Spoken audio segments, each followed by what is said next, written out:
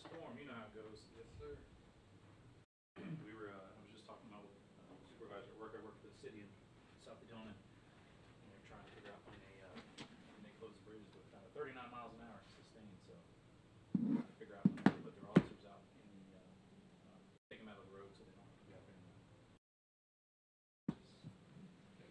We'll bump it up to 45. That's the intention For the bridges. 45 sustained on the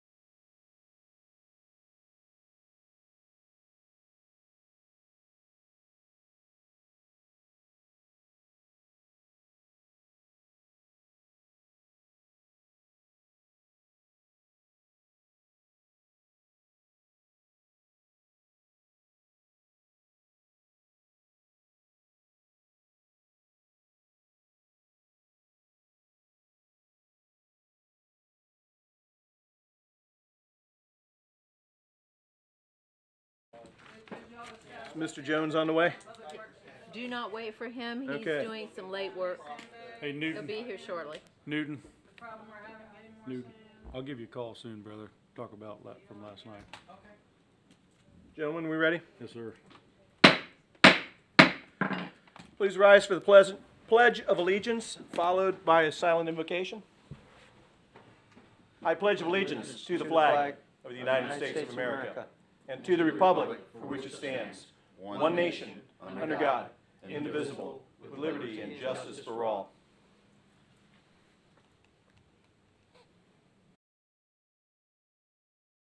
Amen. Amen.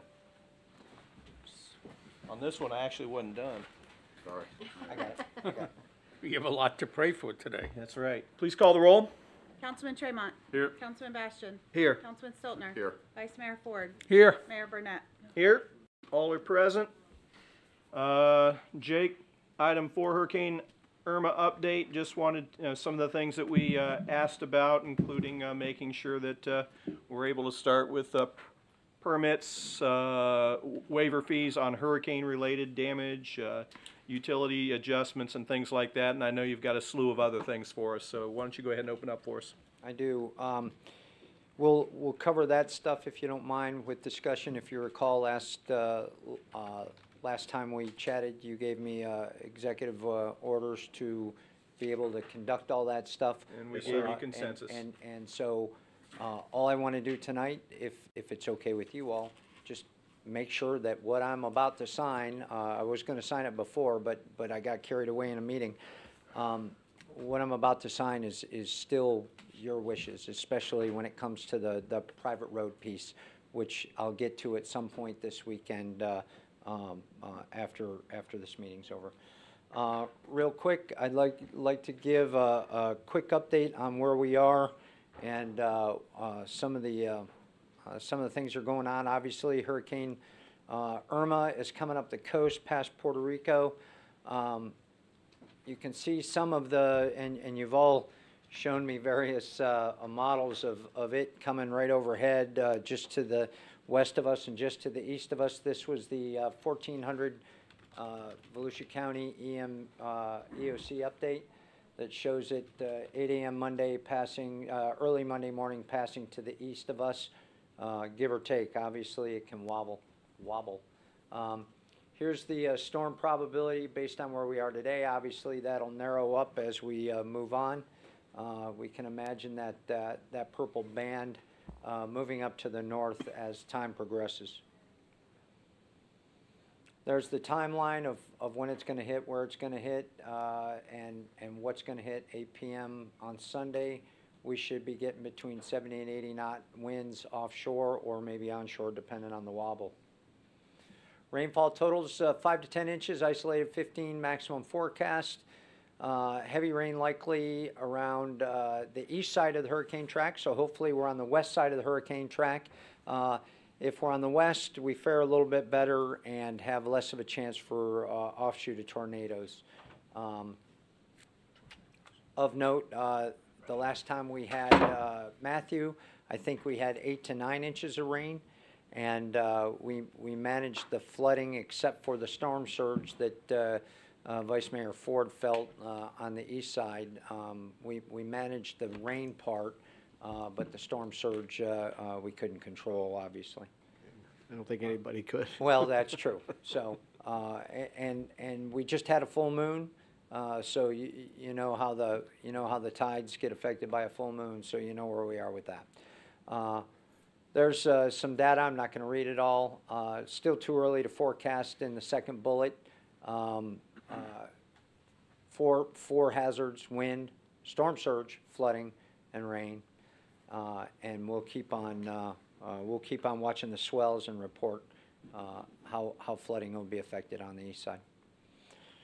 Sandbag locations. I sent you all a sit rep yesterday and I think the day before, announcing the 3 locations: Southwind Soccer Field, Spruce Creek Ball Field behind All Children's Park, and Crossy Park. I have gotten some calls from council members, so I'll show you why we picked those 3 locations. Last year we had a lot of sand that was taken during the evening. maybe by our residents, maybe not. We wanted to protect our investments a little bit.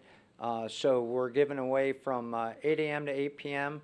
The 3 areas are manned by employees, and the sand's locked up for what's left of it in the evening. And we shoot to have new shipments brought in every day.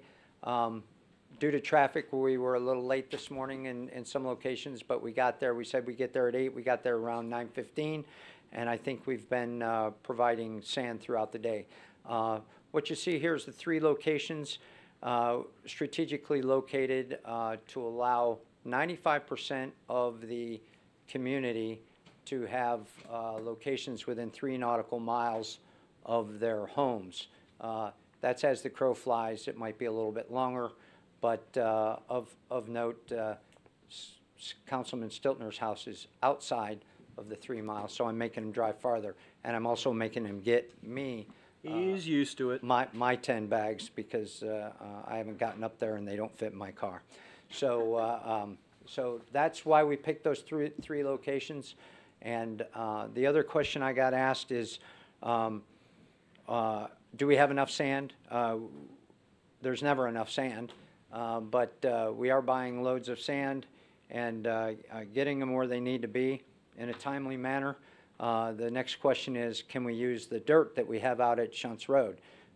We could. That's planned for some land development. It's dirt. Dirt has silt. Silt runs through the bags. The Army Corps of Engineers and other professional engineers recommend not to use dirt because it hardens, it gets soggy, and then when you build your wall with sand, as the sand shifts, the wall maintains its watertight integrity as best as sand can. With dirt, the silt runs out. It'll leave gaps in your watertight integrity of your sandbag wall, and it can leak. So based on those two things and the ability to get sand, we chose not to use that dirt.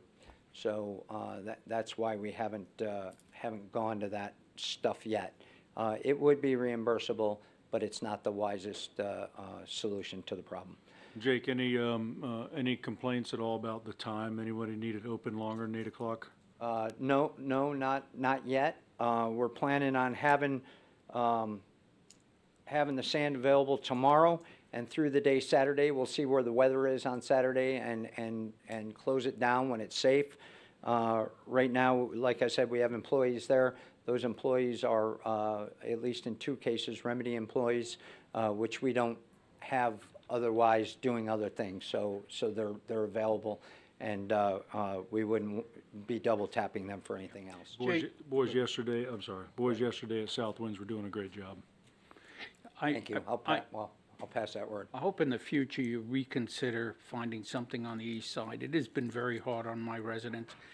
What are the issues? One, they don't know where. It may seem hard to believe, but east side people have lived there all their lives and really don't go over west a lot. So, I mean, one of the things is they were very confused as to where some of the Karasi and all this was. These are not places they normally attend, particularly the older people that live on the east side. So there was a great deal of concern about it. If you could provide us a location that they're aware of, maybe we can Well, put some just sand White there. Place. Just We have the White Place ballpark, or we could use City Yards right up there. They all know where that is. I mean, there are a whole bunch of places, but I would like that considered. It was a long trip for all of them, and I did give them directions. I spent the day discussing it, but there was a great deal of displeasure about it. Yeah, we have so, as you well know, And the wherever I put it, somebody's not going to But be the happy. majority of the flooding is going to be tidal, and it's going to be over there. So, anyway, Got it. enough said. All right. Proposed debris management sites, we have 3. DMS 1 is on Oak Street. That is where we've cleared out the Public Works area out back. That will be for our city employees as they fill up their trucks in the opening hours. They'll be dropping stuff off at that DMS location. That's been approved by DEP. DEP, nice haircut, by the way. By DEP. The second DMS location is on Shuns Road. We didn't use that last year because we chose to piggyback or otherwise use the same DMS that the county used out at the Tomoka landfill, and it was about 2 miles difference, and Ashbridge said, don't bother. So we used the landfill. Post-Matthew lessons learned is the landfill was a circus. And we don't want to be out there this year. We want to have our proprietary DMS sites being for Port Orange only, so we're not competing for traffic and getting in and getting out, and so Shuntz Road will be our west side DMS. Jake, do they have to go, it's been a while since I was out there again, but do they have to go all the way to the back of that property, or is there area up closer? It's not all the way to the back, but it's not right up front. Okay, so it's a All right. little ways back. Yeah, it's right next to the dirt pile.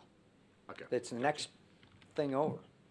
So we'll have all sorts of landscaping materials there. So, third, DMS 3 is 5931 Hensel Road. You probably are more aware of that as the Serenity Hills property.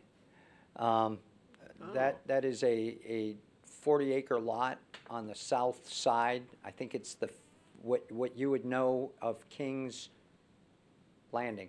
King's Landing phase 2, the south side. Okay. It's a 40-acre lot. It's huge, centrally located, and I think we can use it. We have made an arrangement. It's not signed yet, but it's been agreed to in principle by the land developer and their lawyer and the primary owners of that property and the city. So they're not going to make any progress on that land in the near future. Matt, did we go 90 days or 60? 90 days. 90 days. So we have 90 days of use of that property. My intent is to bring it there and chip it there to the best of our ability.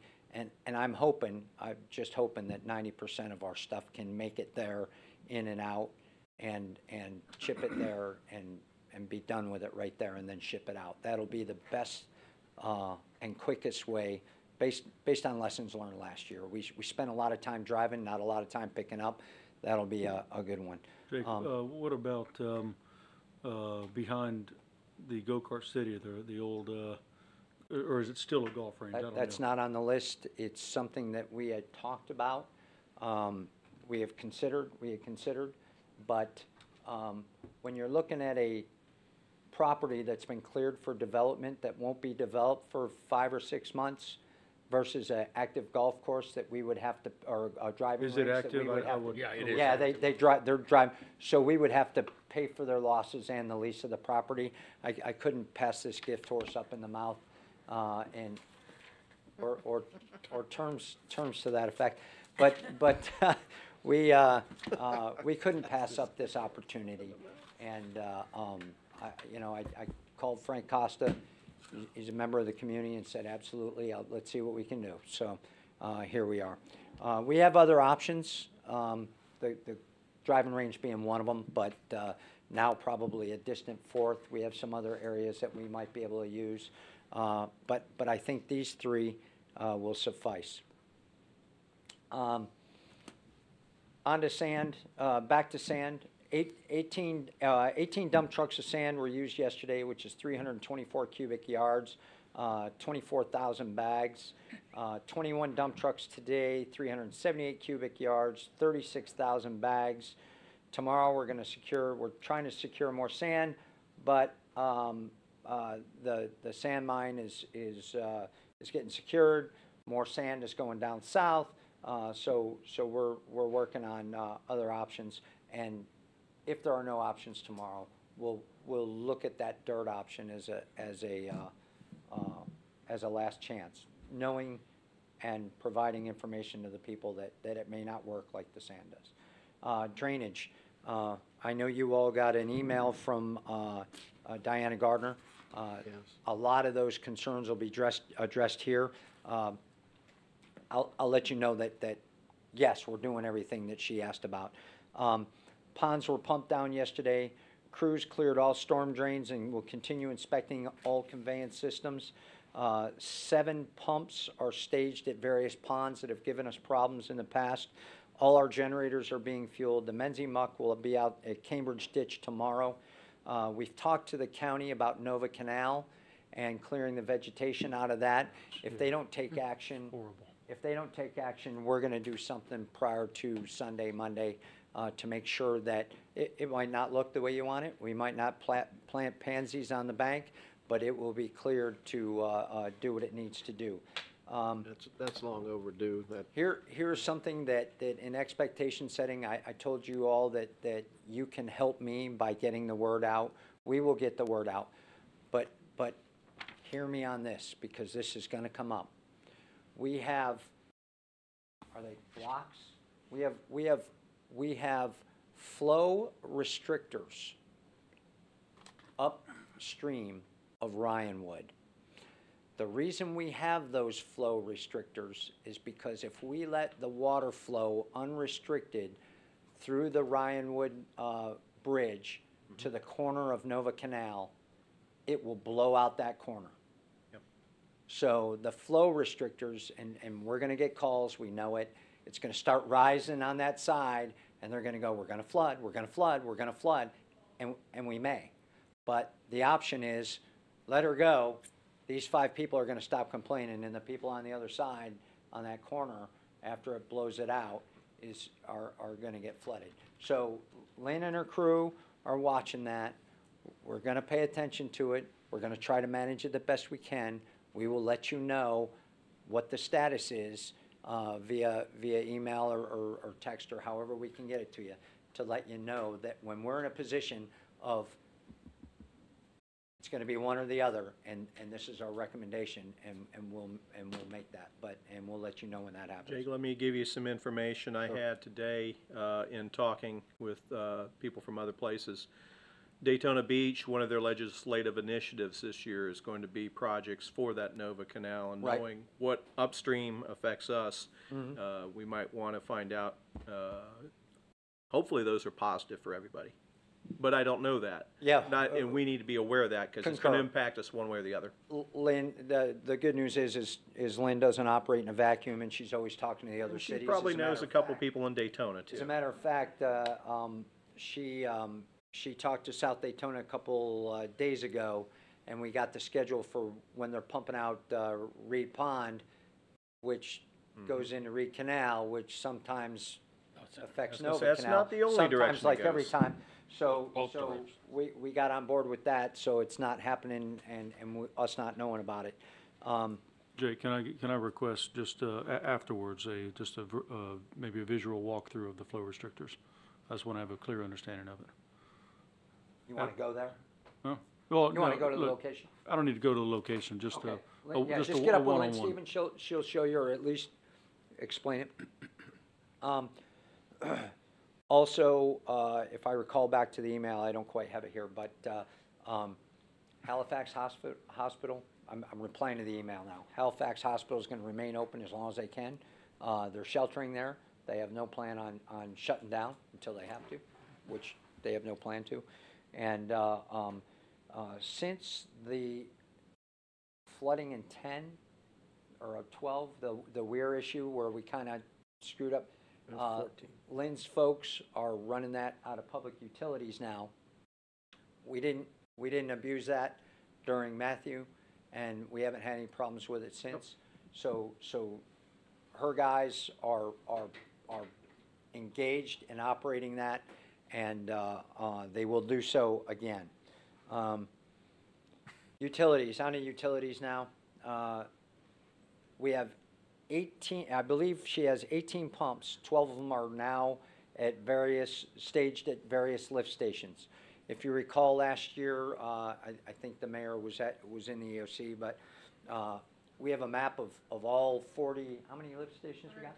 110 lift stations. Say, do we We had a couple of them that went down, and she put pumps there to allow the lift stations to keep operating while our lift stations were submerged. We kind of know where those are, so there's 12 of the 18 pumps already there in preparations, and we have others that we can flex where we need to. And then all our facilities that are going to be unused or otherwise uninhabited, or areas that aren't going to be used are being secured right now and ready for the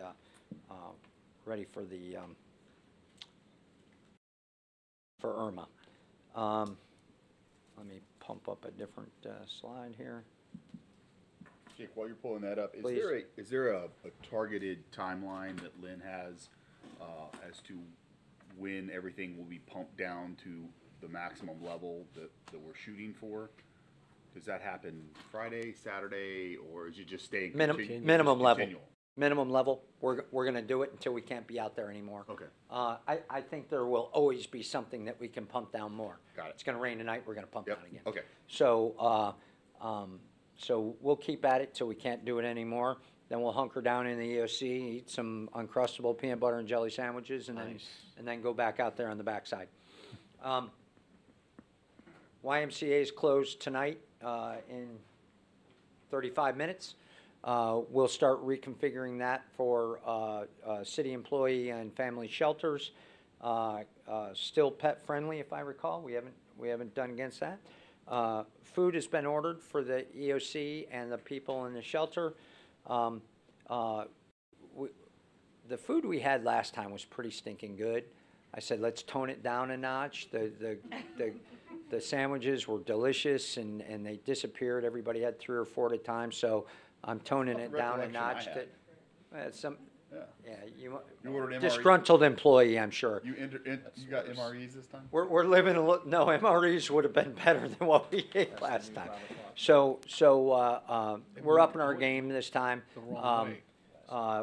We're getting cold lunch, cold breakfast, cold lunch, warm dinner. We are going back to the 2004 standard operating procedure. We're going to use the Cypress Head cook, Don Burke, to cook at the location here and provide those meals out to the locations. So we'll have 2 cold, 1 warm meal a day. And then on the backside, although I haven't talked to Susan and arranged this definite, but Miss Mills Bennett again has rogered up to doing the meal train on the backside for our workers. Talked to her last night. For the next couple days. So I know a bunch of you all came out and stuffed styrofoam. Call Maria or otherwise contact her if you or anybody I was there with would your like to help. boys and your wife. Yeah, but put those boys to work if they're not at school, right? Yes, sir. None of that. So that takes care of that piece. Parks and Rec is all standing by to, well, they're already securing our Parks and Recreation facilities, and they'll open them back up as quick as they can. Pre-event, Fire and Emergency Services are monitoring closely and preparing for the mandatory recall and AB shifts as necessary. We're looking at what's the best time to do that, kind of just in time. We don't want to call people in too early, have them sitting around, and we don't want to call them in too late and not be prepared. So they'll execute that, and you'll see that on one of the sit reps when we firm up that date based on the passage or the incoming storm. Now, after the storm passes, our immediate concern is public safety, followed by debris removal. So today I had meetings with our primary debris removal contractor, Ashbrit, the Monitor, Tetra Tech. I talked to the team that actually did the subcontractor that did the debris removal last year. He's up in Pennsylvania and wants to come back and be part of the solution again this year. We've talked to Waste Pro, and Waste Pro has put on retainer a subcontractor to help. Based on last year's lessons learned, And my conservative view of my fiscal concern of the hurricane, I'm not doing that this year. I am leaning farther forward and getting these people in place or nearly in place earlier at a cost to the city that we may not be reimbursed for, but they will be out and about very soon after the event. Jake, I agree with that. That's a good foresight on that on your part.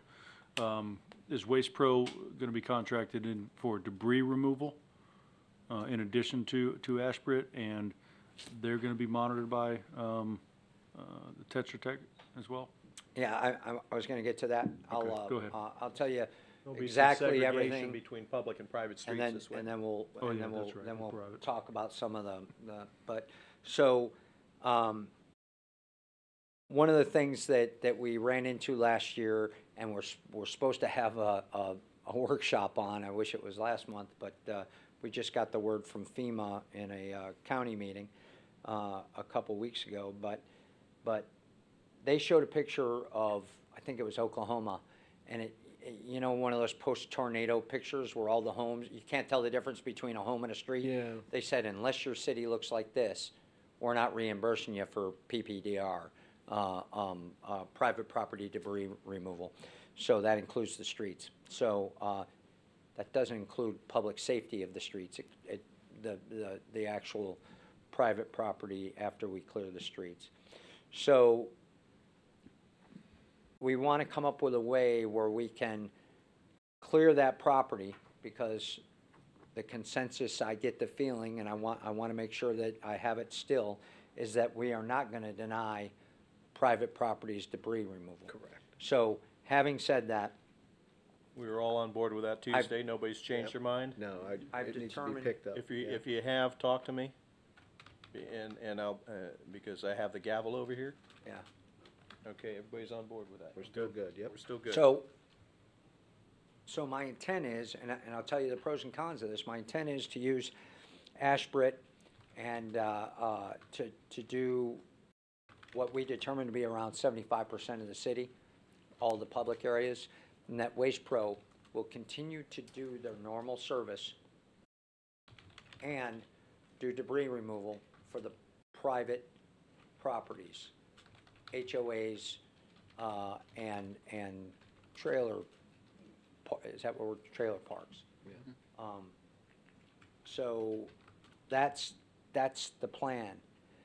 Here is the possible outcome, which I just went through today, so I got to think about it. But the possible outcome is that Waste Pro, with their subcontractor, may be able to execute the private properties quicker than Ashbrit can do 75% of the public properties. There will be an optic there that we will probably want to avoid. So I will figure out a way to manage that and articulate that to council, and maybe even call an audible in the next few days on how we do business. Because the last thing I want is people anywhere in the public going, now wait a minute, why are they getting service better than us? So I will look at that. I want it to be equitable. It's a much smaller area of I'll the fa- city it- too. I so- have plenty of reasons to convince you that it's the right thing to do, but we have a public to at least set the expectation, and so I bring it out here. I'm going to try to find a way to mitigate it, and at least make it not look equitable. I don't want to do smoke and mirrors, but I just haven't come up with a solution yet. But I want to share with you that I have a possible problem that I may have to call an audible on. So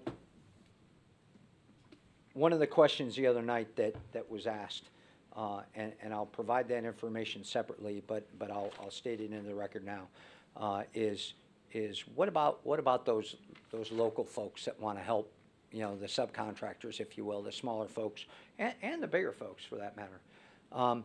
So Ashbrit has already called some of the local subcontractors. So Ashbrit can be here quickly with road clearing, skid steers and equipment that you could see on the deck very quick. The first people you're gonna see is Public Works, because we live here, we're gonna be here. Yeah. Their gear's here. Shortly thereafter, you could see Ashbrit with their subcontractors and Waste Pro with their subcontractors. Both of them agree to have stuff on the ground 72 hours after notice to proceed. The notice to proceed call is mine, so we'll look at the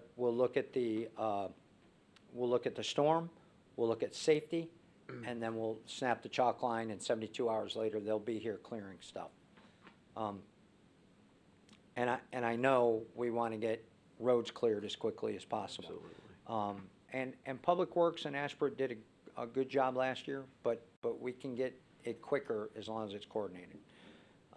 When, I know the question was asked the other day, but, and may not have an answer. When will you have an idea of how many trucks they'll be able to provide for us?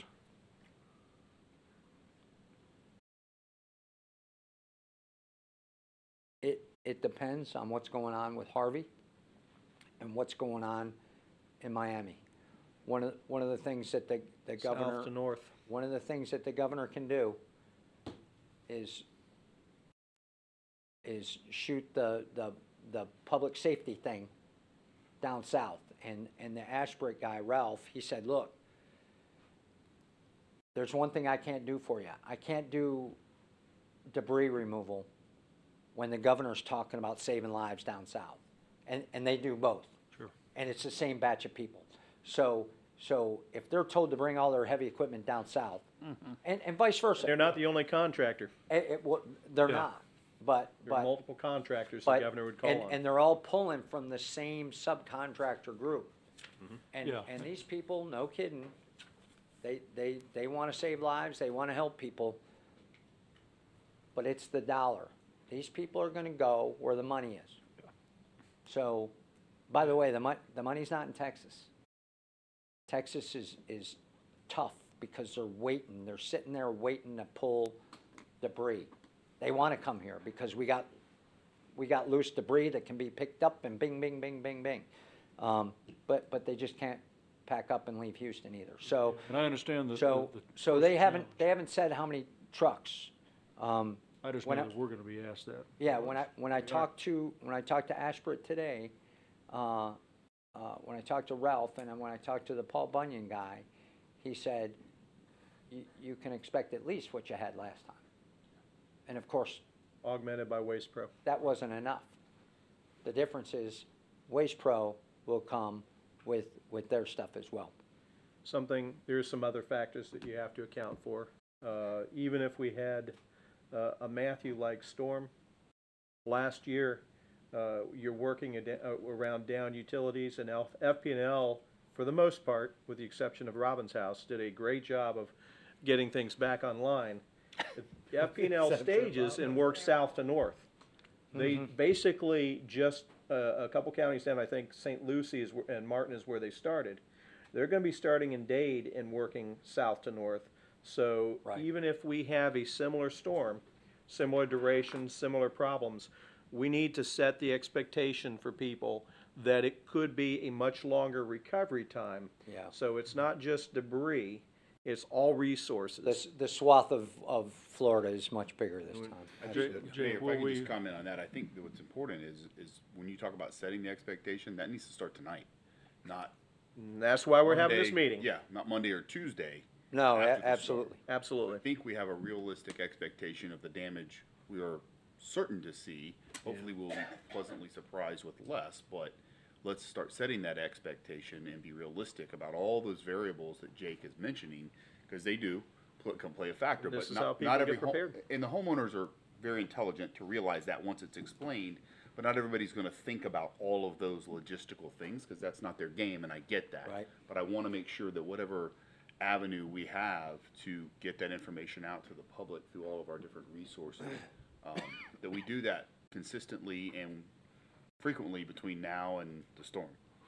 Yeah. the city It's important has, for them to know. the city is not the only one doing this. I mean, all five of us have very loud, and this is why we're meeting tonight, so we, other issues. We just had the mayor do 2 public service announcements. If we haven't mentioned that, we might want to bring you or one of the council members or Vice Mayor Ford after the event here to speak to that, to start that, that battle cry, if you will, and start setting expectations. Jake, if you mentioned that Waste Pro would probably be finished with their portion pretty rapidly, is there a plan in place to deploy them for regular pickup?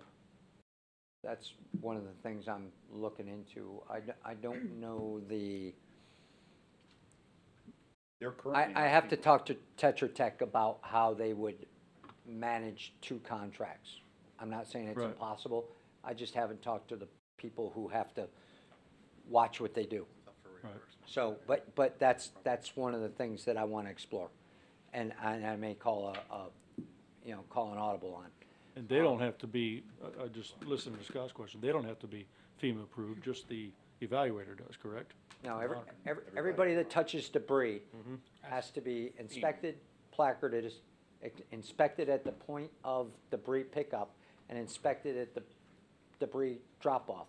What happened during Katrina, as a for instance, I may have taken a whole class on this, is a guy would pick up a tree, he'd bring it through, get credit for it, get out of line, get back in line, get credit for it. He'd get 5 credits for the same tree before he turned it in for the day, and it cost him 2 guys. 2 guys to cut down that tree and put it in the truck, then he sent them off, and he made a couple $1,000s on that 45 minutes of work.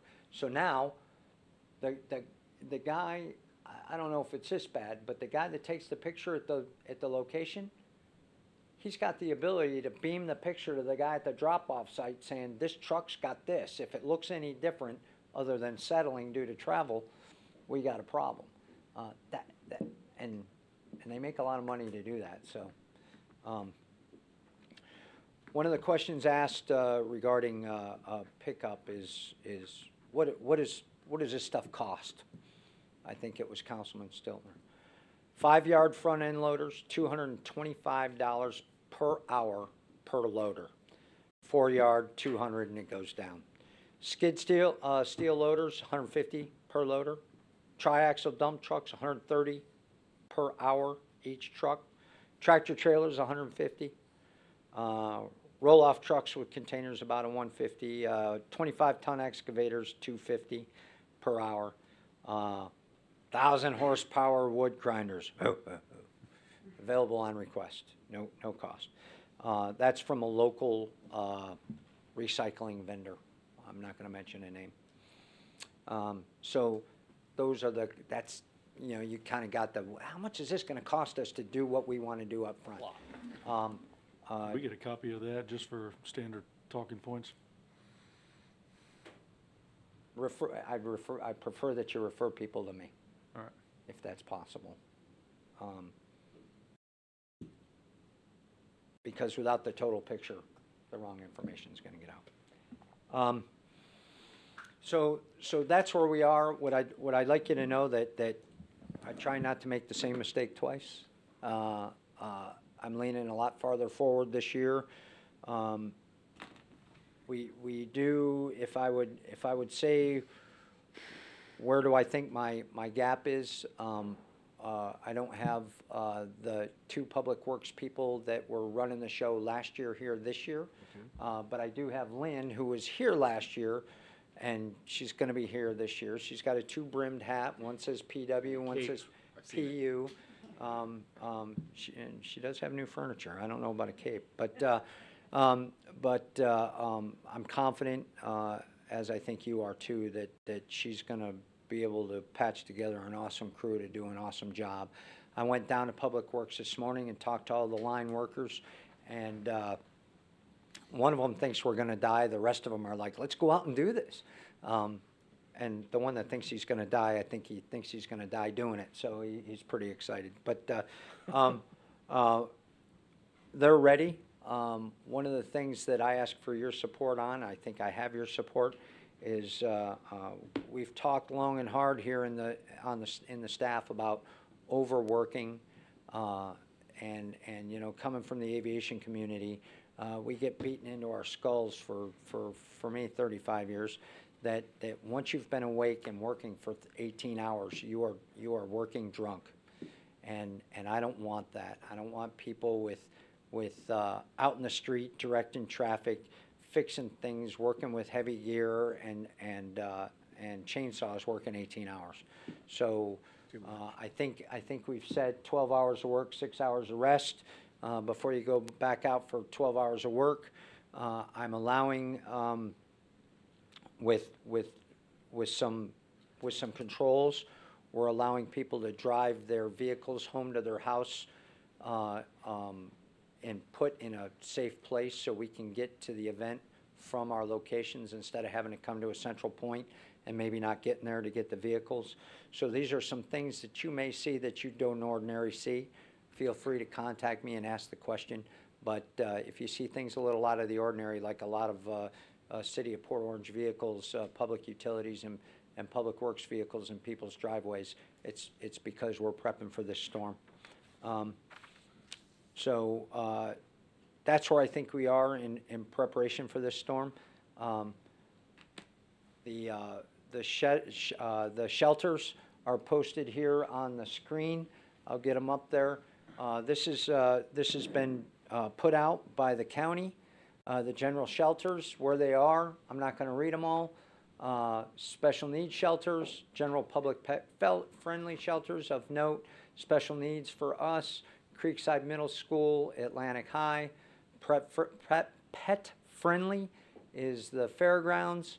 And opening New Nut Saturday, you have, we had one. No, I guess they're opening all of ours now. Early. We have a total of 4 shelters in the city of Port Orange. 2 are special needs. The 2 are being Atlantic and Creekside, as mentioned. We also got the 2 elementary schools. Which ones? I had them right in front of me. But there are 20 shelters in the county total. Sweetwater and Cypress Creek. Sweetwater and Cypress Creek. Yeah. It should be rolling off my tongue because I just did the PSA, but so we have 4 of the 20 in Port Orange. The information is available for everybody on volusia.org/emergency. So when shelters fill up in Port Orange, at those 4 shelters, there are other shelters. People, for the most part, these shelters don't open until Saturday morning, so they need to look. Do you have friends? Do you have relatives? As they leave, an evacuation order was issued this afternoon, a voluntary evacuation order. So those people already need to be making plans, but they can't wait till Saturday. If all these people were asked to evacuate, wait till Saturday to do it, and then go to shelters, we're going to have a mess on the roads, and we're going to not have enough room in shelters. So people need to know that this information is here, and if these shelters are your only option, absolutely, they are not comfortable.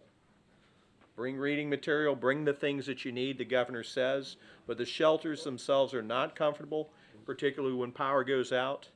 And there are a lot of people there, there's a lot of camaraderie, but once they're full, they're full. So the best thing to do, prepare ahead of time, but you've got family, you've got friends, other parts of the town, other parts of the county, the state, or out of state. Let's do it now. But the evacuation order's already been made. And there are only 4 shelters in Port Orange. That's not a lot of room. So if you're counting, your emergency plan is counting on these shelters and you're waiting till Saturday and you have other options, I would ask you, I would implore you, the people who only have these shelters as options need the space. So if you have other options, please help us all out. And you're going to be more comfortable anyway. I guarantee you. So in keeping with that conversation, the governor has said multiple times, and I believe he's here, or he's here. The I governor think it's at 5 o'clock, right? The governor has a 5 o'clock press conference it's running a little behind Yeah. at the Volusia County EOC right now, so he is. So he was in he's here Jacksonville currently. earlier, he's here, and one of the things that he's reiterated time and time again that I think is important also to get out to our public, and we will do that from the city staff perspective, but here I am asking you all to communicate via your social media and other ways you communicate with your constituents and citizens as well, that it's important that they be prepared, but it's also important that they take what they need, which it's all relative, but take what you need and be very cognizant of other people's needs. And that may come very important at the tail end of this.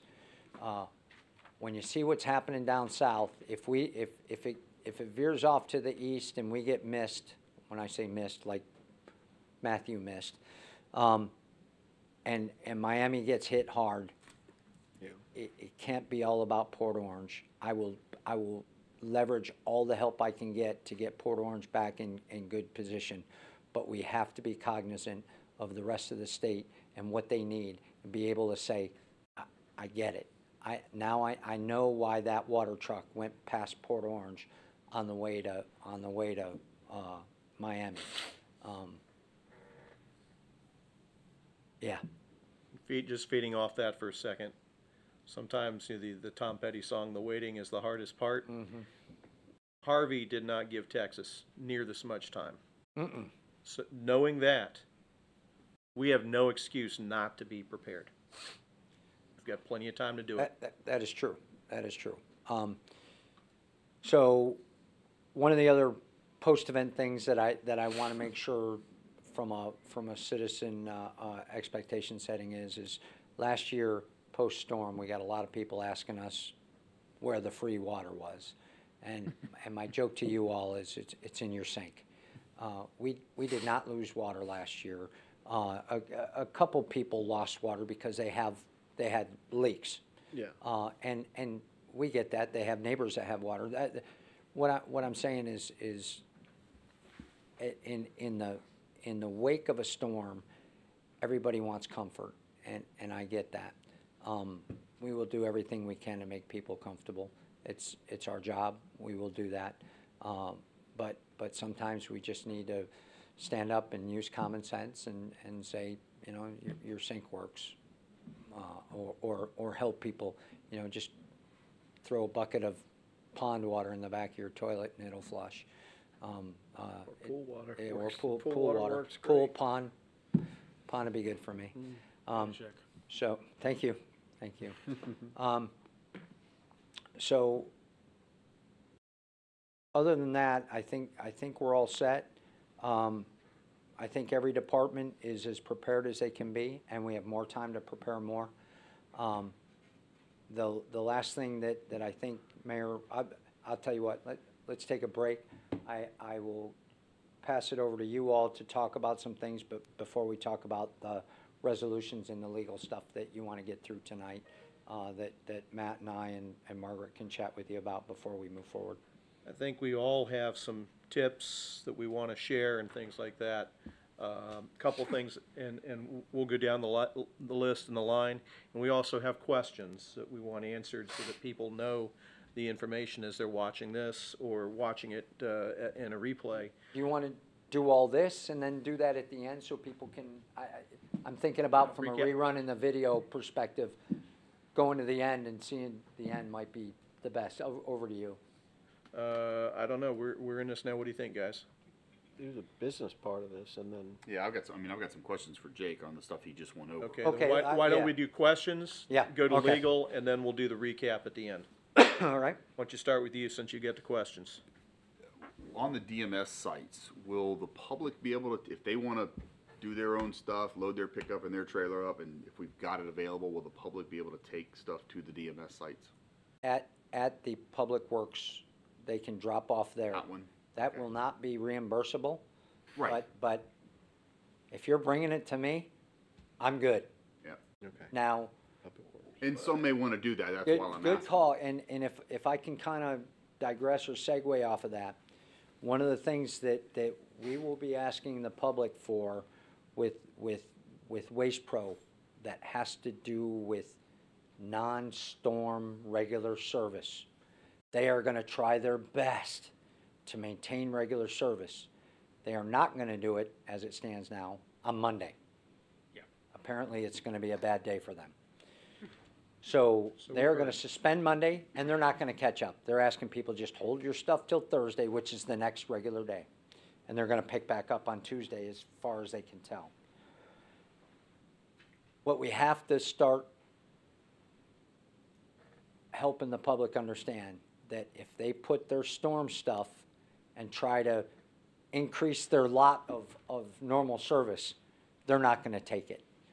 And they're gonna call us, they're gonna call you, and they're gonna go, Waste Pro didn't pick up my stuff. The question asked is, how much stuff did you have out there? I only had 30 bags. Well, Waste Pro probably did pick up 2 of them. So we're looking at, and I left it to them, I said, you pick up what you feel is the normal trash. And the rest of it will have to be storm pickup. We are also educating the people. We're getting out a flyer now, we're getting out social media on how to put the stuff into the right of way. Remember we said, put your stuff out. No, put it in bags. Well, if it's in bags, we'll take it in the garbage, but if it's not, it's gonna be cut and dry this time. Storm, out in the right of way, garbage, in your garbage bag, no more than 2 or 3, or your garbage container. As part of that education, could you remind them of keep the piles separate? Storm debris, construction, a refrigerator. We're doing it all. Oh, okay. We're doing it all. So the public can bring debris to Oak Street, Public Works.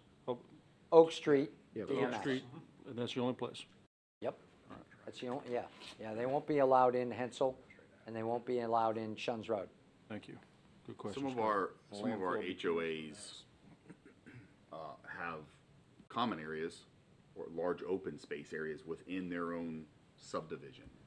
If the HOAs approve their homeowners to use their, let's say they want to kind of create a DMS site of their own, Yeah, and it's in an area that would normally be picked up by Ashbridge, would that be reimbursable? Use Water's Edge, for example. That's you realize there's they've been 7 or abused 8? today, Water's Edge has. Right, So, but you know what I'm saying, right? So Water's like Edge is, countryside, there's- Water's Edge, is that those roads public? Yes. Right, Super- outside of the gate, right? So every private location, and this will be put out, think of Water's Edge, think of Covendale, not Water's Edge, or think of a trailer park. Anybody that can get their debris out to the public right-of-way will be picked up by Ashbridge and accounted for by FEMA. So then for let's say reimbursement. like, for example, Countryside.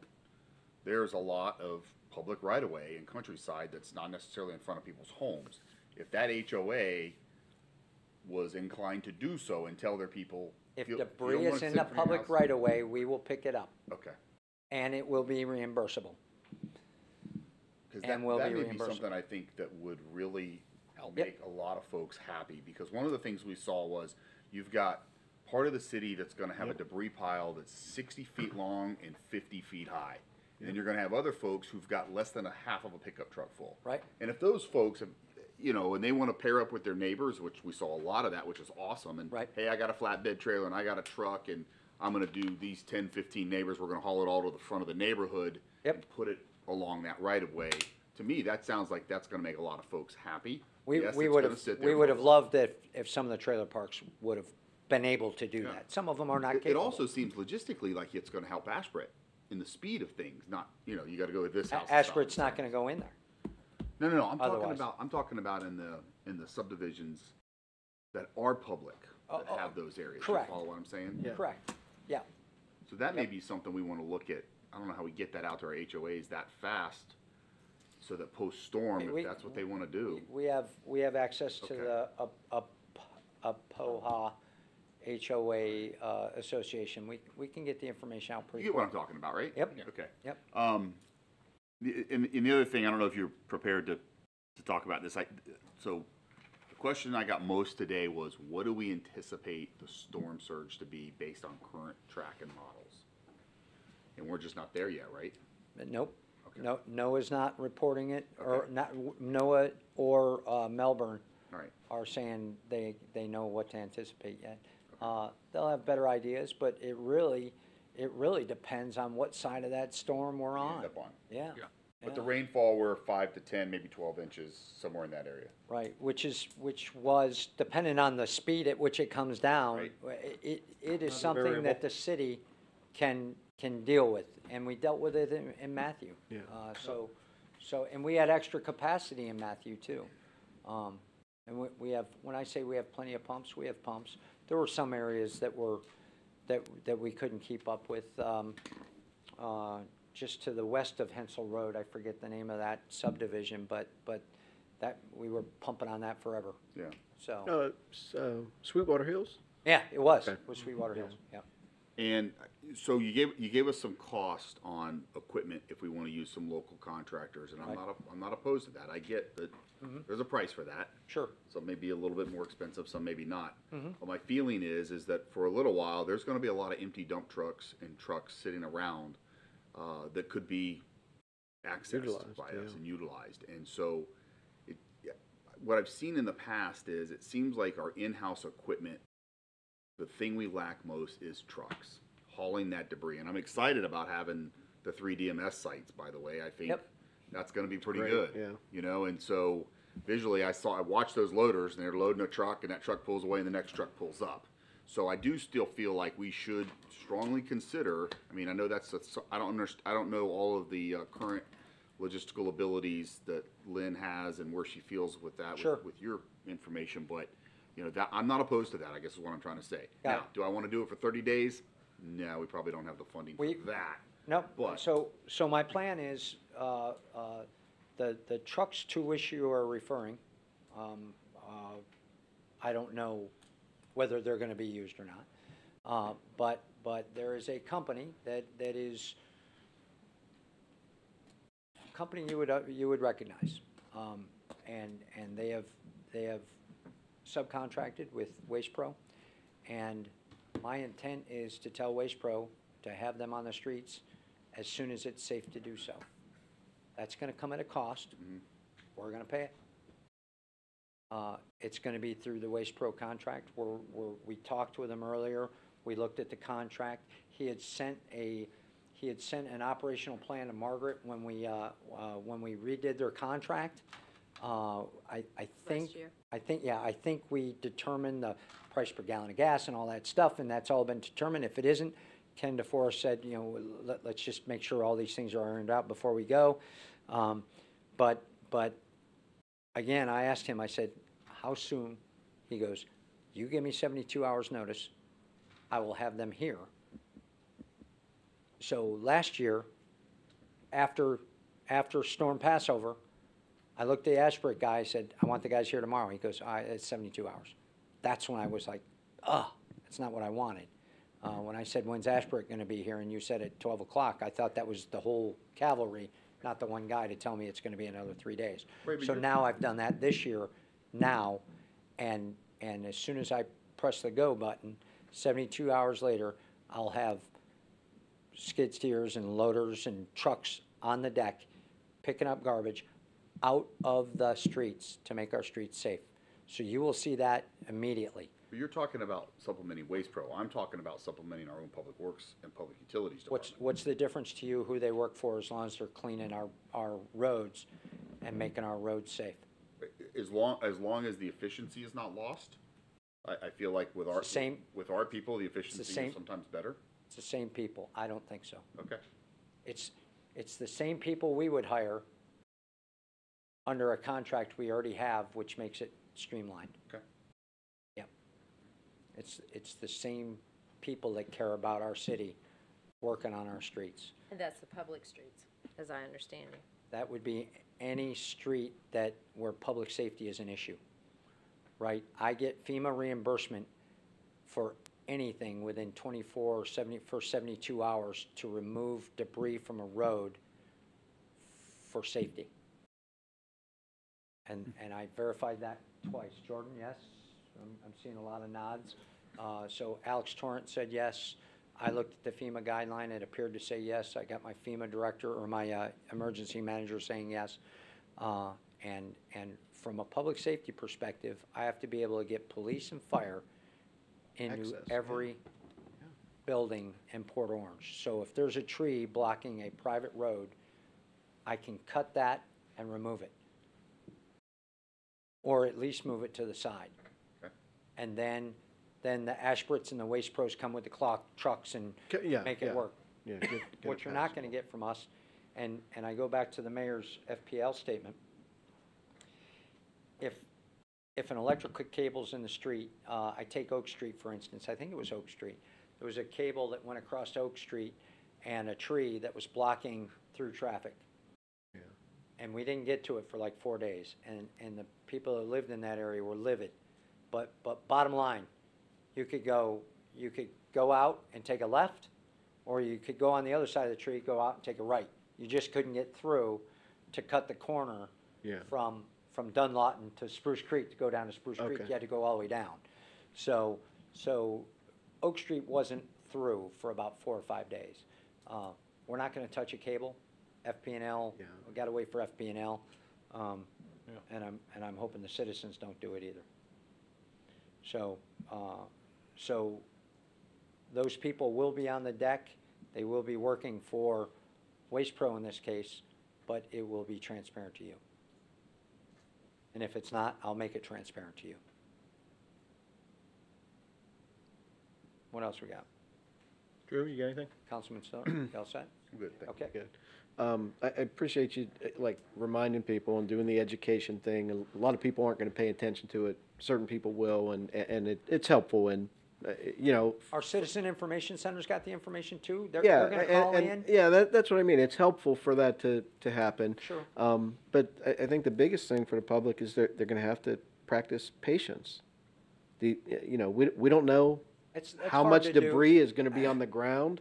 We don't, you know, and the, Staff realize that Yeah. that is very hard to do when you're, the only place you have comfort is ruined. We get that. Yeah, And yeah. that's why staff doesn't let me go out in the public after an event. They say, no, you stay there, and we'll go take care of but, that. I mean, But you're right, and Yeah. we'll do the best we can to, our customer service people are in our Yeah. call center now. Yeah. Because those are the people that deal with frustration every day, Yeah, and they do a yeah. great job of it. We'll continue doing but, that. you know, people that are gonna have to have some patience, and, you know, the stuff can't be picked up in a day, and, you know, they have to start somewhere and they have to end somewhere, and, you know, they're not giving preferential treatment to anybody, but you gotta start the picking up somewhere.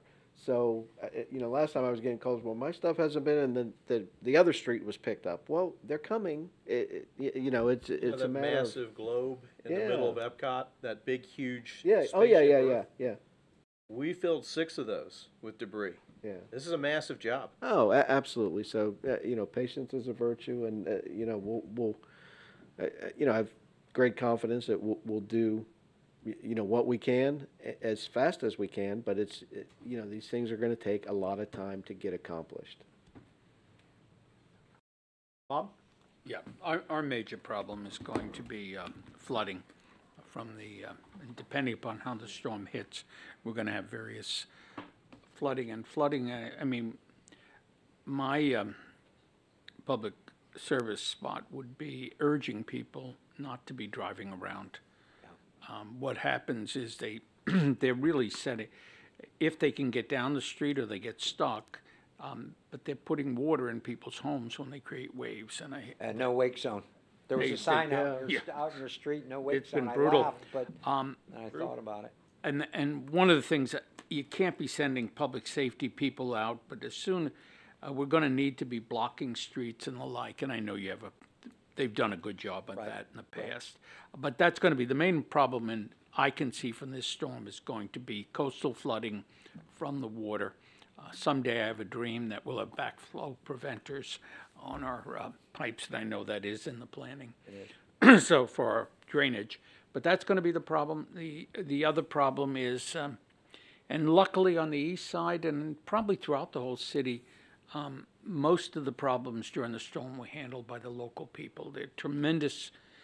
We're very much like Texas. People will go out and help. Our streets were all unblocked before the city got there to all of our storms. Right. The residents went and cut the trees down, removed them from the street and cleaned everything up. And I remember Public Works coming and saying, "Who did all this?" And I said, "The people." So I think it's going to be And we positive. thank you.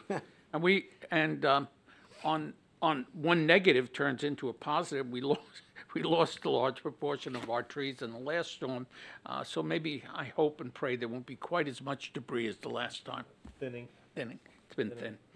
No, I think we appear well prepared, but it's always difficult to prepare for what you don't know is coming. So. Yeah, we say that Don't now. know what you don't 5 know. days from now, And we the don't know what the heck. one we're gonna get a lot of grief with, which we have nothing to do with, is going to be the electric. If FP&L is called south and our electric's off, we're gonna have a lot of disgruntled and unhappy people. But there's nothing we can do about that. It is amazing how uncomfortable people get without air conditioning and how they let the people around them know it. Absolutely. I have a nice porch, they can come. Gonna be some nice breezes out there, so come by and visit. Bring your rowboat to get to you. Bring the rowboat. Yeah. Chase? No, I think your staff is up for it. You were trained for this and you got a year under your belt. And a hurricane with some failures, so. That's what I mean, the hurricane before. I appreciate that we've done the due diligence and the foresight planning on the debris pickup. I mean, I don't recall that being as much of a discussion last year before. Maybe it was, but, I appreciate seeing that. We may have had a conversation or two about it. Well, particularly, the quickest we can get that done, because there's another one right behind it. We don't know where Jose's gonna go. That's just, unless we do know. So, no, so something to think about with the debris removal that I keep on being reminded. Alex she's on her way to Chicago to watch her son graduate from boot camp, but, and she'll be back. But I tell her I want it done in 30 days. And she said, look, and Vice Mayor Ford and I kind of talked about this a little bit after Matthew, is you tell everybody to get everything out, and they do. They're like trudging everything out to the right of way, and then they look at that big tree in the back of their house and they go, I got to take a rest, So they take a rest. And they kind of get back into the swing of things. That tree's still there. If we do second pass quickly, too quickly, You miss. that guy or gal finally gets her neighbor or finally gets Vice Mayor Ford to come over with his chainsaw. They cut the tree down, they bring it out, and the second pass is already passed. As a matter of fact, on Clyde Morris, there is still about a half cord of wood sitting out in the public right of way. It's been out there for like 5 or 6 times I've seen it, which is about 3 or 4 weeks. That I'm sure if I walked up to that house and said, "What's that doing there?" Well, that's from Matthew, but it just got put out there. So we're gonna have to cut them off sometime, but just be patient, and I will also set expectations with you and the citizens. I think- that second pass is it's a tactical decision. I think it's very important we make that clear, particularly not right now, but later when we get to that stage. We're not going to have early pickup because we need it all out. And I don't think they understand that. So there's got to be early pickup, and then the later pickup has got to be staged at a distance. Yeah, and we only have 2 passes. That's all Initially, get. we didn't get it, but once we figured it out, we did add to the website last year, the information, the maps, the neighborhoods. Things change as priorities change, but being able to set people's expectations in much the same way, it's helpful. So this isn't new news. That's with anything we do here in the city. If you set the expectation and don't pile it on them at the last minute, it's easier to deal with because they know it's coming. I very much remember that, and we just talked with with Lynn about that, who is new to the debris management thing. She goes, can't we just set up sectors? I was like, I said that every day last year. When you don't want to micromanage somebody that does this professionally, but if you do it professionally, you'd think you'd have an organized way of clearing out a city. And we pulled teeth to get that map last year. You do know and our even town. and even when they gave us the map, there still wasn't a clear, what are you doing this week, and or what are you doing today, and where are you going to be tomorrow, which, you know, always amazed me, coming from where I came from. So I think that's something that Lynn and I will push to get right off the bat again, and at least either break the city up into quadrants, break it up into sections, districts. Districts are kind of screwed up, but find a way to quadrant the city off and be a little more. It might not be fair, but at least you know you're in quadrant 1, you're today, and quadrant 2's tomorrow, and they'll spiral out or something. I don't know. So we'll talk to Ashbrit and Waste Pro and kind of do that and manage those expectations, and I'll let you know where we fall short with either getting the app or getting the information. Jason, good. Thanks, Jake. All right, want to move on to legal? Are we ready for that? Yep. So I'll glance up at the attorneys when I'm off center here. But the first thing that I intend to do is acknowledge that obviously the ordinance requires a collection of charges for utilities. But last year we had a bunch of utilities, water and sewer that we had problems with due to Hurricane Irma damage. There are 2 things I want you to consider that are new and different from last year. We have Aquahawk this year, and Lynn is going to execute a short-term contract. At the beginning of Aquahawk, they gave us permission, or it was part of our rollout, that the city had access to everybody's account to see the flow of water. Well, we didn't pay for that because we can't watch 27,000 plus water systems. So we turned that off, told everybody how to use the alerts, and turned it off. We're going to turn that back on so we can see the leaks and maybe react, because if we tell everybody to leave and then they have a leak, I don't want to bill them because I told them to leave and they didn't turn off their water. So one of the things I'd like to do is say, if you leave, and it may be too late, but if you leave, turn off your water. If you don't know how to turn off your water, let us know. We'll know you're gone. If we see a leak, we'll go turn it off. And oh, by the way, if we see a leak and you're not there and we can't get a hold of you, we'll make every effort to get a hold of you. We'll turn it off, and we won't charge you to turn it back on if we turned it off because we saw a leak. This ordinance basically covers all that and allows me to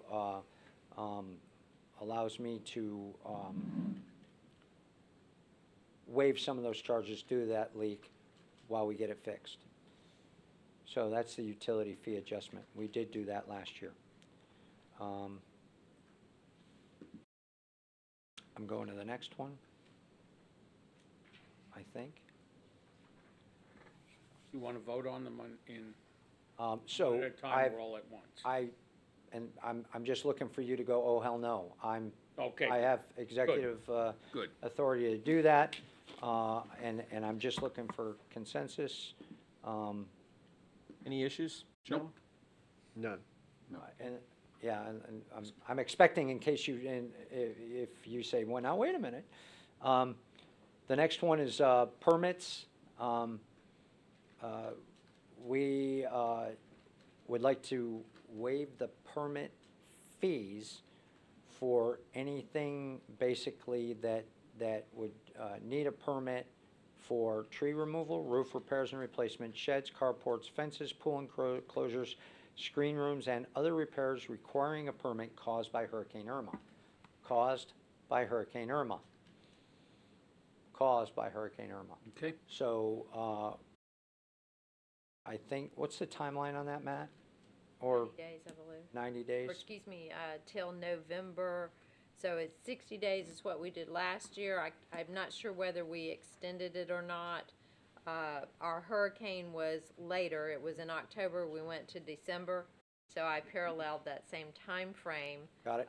And then it also provides for power to extend. Let's be cognizant moving forward, there may be a need to extend because of the size of this event may cause insurance payments to come much slower. And that we'll have that discussion before we do it again. But for now, I think 60 days, gentlemen, 90. I'd like 90. 90's fine. 90? Yeah, I think 90 It days. says, 'cause it could- says November right now, Okay. November 8th. November. We're gonna leave it November 8th, knowing that you want 90 days. I'll extend it if I Okay. need to. Very All good. right. So on this, just realize that there's mission creep. There's people still coming in saying, this was Matthew damage. At some point, we're gonna snap the chalk line, start paying for Absolutely. permits. It's not, some people are gonna get burned, well, my insurance company this, my insurance, I got it. We just need to get back to regular Let's do business. the best we can. Do the best we can. The next one is an interlocal agreement for emergency sheltering with Ponce Inlet and Daytona Beach Shores. This is something that was in place before. I think they did it in '04. We did not do it in during Matthew, but we have the ability to provide some lodging for them in our emergency shelters. We'd like to extend that to our neighbors again. Not to interfere with, but I think, I don't think they have a lot of people coming. We'd like to extend that as we are able. Jake, do you know the total capacity of all 4 shelters? All that are 4, in the city? are you talking about, these are for employees, are Right. you talking about ours, or are you talking about the counties? The Both county act- public. Both, actually. I'm just curious if you knew that. Couldn't be more than, couldn't be a lot. Somebody gave me, I don't have it, I'll get back to you, the Volusia County for Atlantic, for the schools. I know ours, I don't know what Palmer can hold, because Palmer's in the middle of a renovation. But ours held all our staff and their families that chose to attend at the Y. So Do you feel good to have enough? do you have that number by chance? About 130 at the Y. 130? During the storm, after the storm, we can hold a lot more, but Yeah. that's just during the storm. Okay. I'll get those numbers Feel for you. good that you'll have enough space to accommodate those other cities? So by opening up Palmer, if they choose to come, yes. Okay. And it's as we are able. It's just like the Volusia County Is the old- shelters. is the old, When it gets full, they're done. Is the old RCC portion of the old PD, is that available? So, Convert that to a temp shelter? so, that, yeah, yep, Yeah, that's records. yep. However, the warehouse is almost empty. Not a place I would put it. Bring your own float? Bring your own float, yeah. It's So they kinda can get a crazy. pool float and sit on that and then float in the water. What else you got? There was one other thing that's not in here, but I can't remember Notice. what was it? We've got a notice we need to hand out. Oh, This that's is right. notice as it relates to your September 12th meeting. Yeah, so Larry Bartlett and the governor have given us a little bit of breathing room. Mayor and council members, this is consistent with your new directive on notices. This is a sample of what will be posted. It's the short one, and then the longer one is what will be published for that rescheduling of the September 12th. The rescheduling will occur with your approval on September the 26th. 2 weeks out, we've talked with the county representative involved in this process, and they appreciate us. We have the opportunity to extend as much as 30 days, but we didn't feel it would be necessary to go that long, and they appreciate the timing. There may be an impact on tax bills this year depending on what this storm does, so we're trying to be reasonable. This will kind of replace our workshop or in addition to the workshop? This is in addition to your special meeting. Special, okay. Mhm. Yeah. And you have a workshop currently scheduled for the 26th. Yeah. And we can do the special meeting first, so that people who are here for that can be taken care of before the workshop. If you have any questions, Matt Jones has done the work on this one and is available to answer your questions on that or anything that's come up tonight. Questions, gentlemen? So the entire meeting is moved, basically? Correct. Got it. Yeah, no, I We didn't appreciate want to that. be in a position of inviting the public into, you know, a potentially rough situation. We wanted to get as much notice out. We'll be working through the manager's resources to be sure there's more than a publication and a posting. The other resources will be utilized through the PIO. And please, as with everything, we're inundating people with information. This could get overlooked easily as you're talking to your constituents. Please let them know. And oh, by the way, the 12th, 9th, 12th is canceled. Postponed. What else do you have for us before we, I'm Go open. down the- Go. okay. Scott, what else do you have? Drew, Nothing further. Bob, Nothing. Chase? Okay, Mayor? I'm sorry? Before we leave the notice, I do need your approval on that, since that it was the directive, subject to city council approval. So give me a May I have a consensus motion for approval? or a motion. So moved. Second. We got a motion from the vice This is on the mayor, notice. a second from Councilman Tremont on approval of the notice. All in favor, please signify by saying aye. Aye. Any opposed? Thank you, Mayor. Got it. So, Go ahead. were you going to strike the gavel? Well, we went through the Okay. board, and then I had a Got few it. things. Hit it. Just wanted to do a couple things. First of all, listening to the governor's conference call, which the next one, anybody who's 9:30. in our building, just to let you all know, it's been moved to 9:30 for us. We'll get information out to people. One of the takeaways I had from last night's conference call is that they do expect serious gas shortages, particularly beginning on the municipal end in South Florida, which is concerning because those are the emergency service vehicles that they're not sure that they have enough gas for. Knowing that that's going to happen down south and that there's going to be a rippling effect, I want everybody to know to expect that. Don't know if it's going to come down to things like gas rationing. I don't know. But just even right now, things that we're observing is with the heavy traffic on I-95, you've got a lot of people coming off of I-95, and you've got traffic situation being directed at the gas stations out there, where those people who are evacuating and need that gas are competing with resources normally we would use. So plan accordingly. One of the things that was mentioned here was please don't go out sightseeing after the storm because you can make things worse. Well, that's another way that you can make it worse, is using gasoline that you thought you're going to have later, but the gas stations may stay empty for a little while. So conservation is probably something that should begin right now. How are we doing right now with that, if anybody's aware? I've seen a couple gas stations that are already out. Do Yep. we know of, So, how are we doing with? so my latest report is they run out at night. They're back in business in the morning. It's kind of like our sand. They're refilling the best they can. Our pumps okay, our own storage facilities okay? Yes. Those of you with mobile phones, smartphones, which is just about everybody anyway, one of the things you can do is load an app called Gas Buddy. I was just gonna say, yeah, that's a great app. So you can find out who has gas and who doesn't. The other thing is with gasoline is there may be stations that have gasoline after the storm, but no power. So effectively, no gasoline.